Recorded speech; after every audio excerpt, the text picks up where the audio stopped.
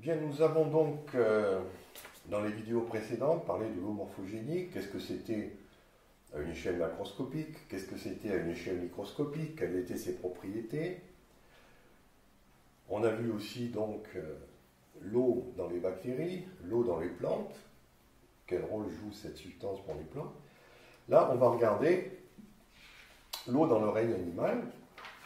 Donc ici, vous avez un petit graphique qui vous montre en abscisse donc la masse corporelle d'êtres de divers animaux que vous reconnaîtrez par les formes ou par les noms qui sont écrits. Et puis ici, en ordonnée, donc le flux d'eau en millilitres par jour qui traverse ces animaux. Et regardez l'échelle, on part ici de 10 puissance moins 5 et on va jusqu'à 10 puissance 5. C'est-à-dire qu'on a 10 ordres de grandeur de flux d'eau. Et qu'est-ce qu'on constate? Eh bien qu'il y a des animaux qui sont tout simples. Et plus vous êtes simple, là c'est ce qu'on appelle un arthropode, eh bien plus vous êtes simple, moins vous avez besoin de flux d'eau pour vivre. Et à l'inverse, vous avez ici des mammifères comme les dauphins, qui bien qu'ils vivent dans l'eau, ont besoin d'un flux d'eau énorme, en millilitres par jour, pour pouvoir vivre. Et puis après, tous les êtres vivants ont cette caractéristique, c'est ce que je vous disais dans une des précédentes vidéos. La vie, c'est à la base un flux d'eau qui traverse un tube organique, avec dans ce flux d'eau des ions. Ça, on y reviendra parce que ces ions bougent et créent donc des champs électromagnétiques, ce qui fait qu'un être vivant, c'est bien sûr de l'eau, des ions, mais c'est aussi des champs électromagnétiques. Mais ça, on le traitera dans un programme séparé consacré à l'électromagnétisme. Voilà, donc l'animal, il se caractérise par un flux d'eau, et il y a un animal qui est très particulier, c'est l'être humain. Le voici.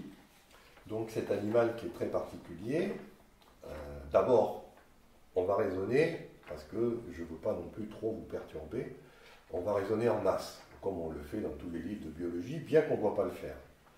Mais voilà, donc, lorsqu'on raisonne en masse, on a ce qu'on appelle l'homme de référence, et on voit que la masse corporelle, donc, c'est pour les femmes entre 46 et 60% d'eau, pour les hommes entre 50 et 65% d'eau.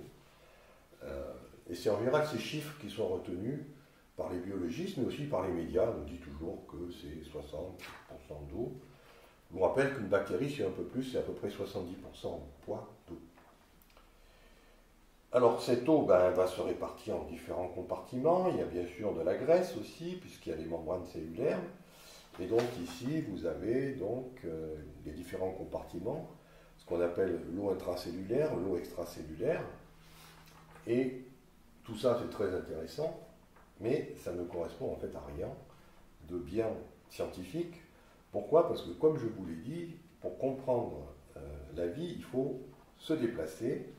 Et se déplacer, si vous utilisez la masse, ce n'est pas le meilleur paramètre. D'où l'idée de passer en nombre de moles, et non pas en kilos, en grammes. Alors, ici, donc, j'ai pris deux tableaux. À droite, vous avez l'homme de référence, et à bas, à gauche, c'est la femme de référence. À droite, l'homme, à gauche, la femme. Pourquoi je suis obligé de faire deux tableaux? Bien parce qu'on va voir que ce n'est pas tout à fait la même composition suivant que vous êtes un homme et une femme. C'est proche, mais il y a quand même une différence qui est significative. Alors, si on prend l'homme, donc vous avez ici la liste de tout ce qu'on peut trouver dans un être humain, un homme.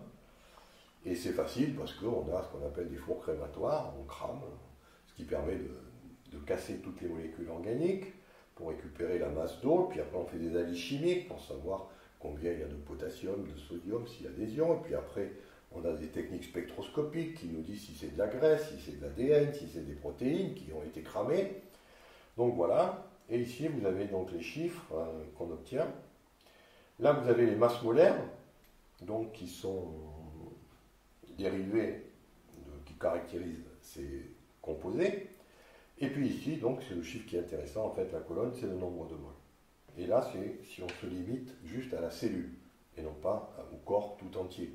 Que je vous rappelle que dans un corps humain, il y a des endroits où il y a très peu d'eau. Par exemple, les os, sont hydratés, bien sûr, mais beaucoup moins que le cerveau. Donc, c'est pour ça qu'on peut aussi regarder sur la cellule. Donc, si on regarde cette colonne-là, où tout y est, eh bien, on voit que l'homme, c'est déjà, à la base, en mol, %, donc c'est 97% d'eau. 97% d'eau, vous êtes fait. Puis après, on va trouver 2% d'ion et 1% de gras. Vous allez me dire, mais où sont les protéines, l'ADN, enfin tout ce qu'on discute en général en biologie moléculaire?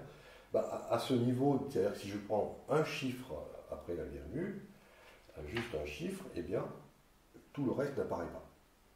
En fait, c'est dans les décimales. Et comme je ne considère pas les décimales, ça disparaît, parce que j'ai déjà 100% sans mettre ça. Donc si je voulais inclure les protéines et puis tout le tralala des livres de biologie, il faudrait que je prenne non pas 2 chiffres après la virgule, mais 3 chiffres, pour commencer à voir apparaître les décimales. Voilà, après si je fais le même calcul sur une femme, on la met aussi dans le crématorium, on récupère des choses, on voit que la femme a perdu un petit peu moins d'eau que l'homme, c'est 96,5. Elle a un petit peu plus d'ion, 2,5%, et un petit peu plus de gras, 1,5%.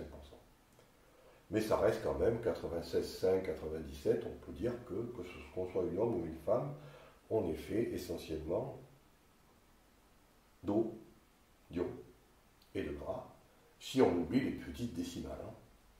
Alors ça, je trouve ça assez intéressant d'avoir cette image de l'être vivant, enfin de l'être humain, puisqu'on n'est plus avec un être vivant, on est avec un être humain, puisqu'on a pris les chiffres qui caractérisent le corps humain, et de rapprocher ces chiffres, donc de l'huile, de l'eau et des ions, parce que le gras finalement c'est de l'huile, de ce qu'avait proposé la tradition.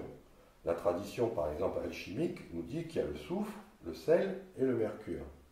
Comme par hasard, le mercure a toutes les propriétés de l'eau, c'est un métal qui coule. Le sel, oui, c'est fait d'ion. Et le soufre est un principe huileux dans l'alchimie, parce que quand vous hydratez le soufre, vous faites des huiles. Donc on voit bien qu'il y a une correspondance. À mon avis, ce n'est pas un hasard si on retrouve par la science quelque chose qu'on connaissait bien par l'alchimie. Et puis on peut même aller un petit peu plus loin, c'est que l'alchimie elle-même disait qu'au principe soufre on peut associer l'esprit, qu'au mercure on peut associer l'âme, et qu'au sel on peut associer le corps. Donc on voit qu'à l'huile on peut associer l'esprit. Ben oui, votre cerveau il est fait, il y a énormément de graisse dans le cerveau. C'est donc bien la substance de l'esprit avec l'eau. L'eau va être associée à l'âme et à la conscience, et les ions vont être associés au corps, c'est ce qui va se trouver dans la matière corporelle. Donc vous voyez que, juste avec ce genre d'exemple, grâce à l'eau morphogénique, on est capable de retrouver, de valider les concepts de nos anciens, simplement, on les éclaire de façon légèrement différente. Mais on ne perd pas l'aspect ternaire de l'être humain. Il y a toujours un chiffre 3 qui est là. Alors là, c'est de l'huile, du gras et de l'eau, ok. Mais il y a toujours cet aspect ternaire qui semble vraiment fondamental pour décrire la réalité physique. Voilà donc pour cette eau morphogénique.